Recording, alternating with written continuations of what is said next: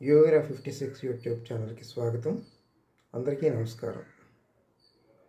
ఈరోజు ఏంటంటే ఆప్టిమిస్ట్కి రియలిస్ట్కి ఉన్నటువంటి తేడా ఏంటి, ఒక ఆప్టిమిస్ట్ అనేటువంటి వాడు ఏ విధంగా ఉంటాడు, రియలిస్ట్ అనేటువంటి వాడు ఏ విధంగా ఉంటాడు అన్నటువంటి.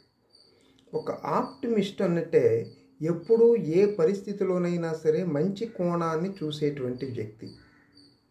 ఈ వ్యక్తి భవిష్యత్ పట్ల ఆశావాద దృక్పథం కలిగి ఉంటాడు. ఉదాహరణకు ఏదైనా సమస్య వచ్చిందనుకోండి, దాని పరిష్కారం తప్పకుండా లభిస్తుంది అన్నటువంటి నమ్మకం ఆప్టిమిస్ట్కి ఉంటుందన్నమాట. అదే రియలిస్ట్ అనుకోండి, ఈ రియలిస్ట్ అనేటువంటి వ్యక్తి వాస్తవాన్ని గుర్తించి అందుకు అనుగుణంగా ఆలోచించేటువంటి వ్యక్తి.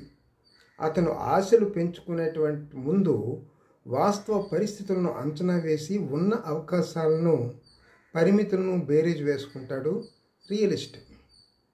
ఆప్టిమిస్ట్ రేపటి రోజు తప్పకుండా బాగుంటుంది అంటాడు ఆప్టిమిస్ట్. అదే రియలిస్టు బాగుండాలంటే ఇప్పటి నుంచే సరిగ్గా ప్రణాళిక వేసుకోవాలి అంటాడు రియలిస్ట్. ఈ ఇద్దరి తాలూకా జీవితాలు కానీ మనం చూస్తే విధానంలో తేడా ఉన్న కొన్ని సందర్భాలు రెండు లక్షణాలు కలిసి ఉన్నటువంటి వ్యక్తి జీవితమే బాగుంటుంది. అంటే ఆప్టిమిస్ట్ అవ్వాలా, రియలిస్ట్గా ఉండాలా అన్నటువంటిది.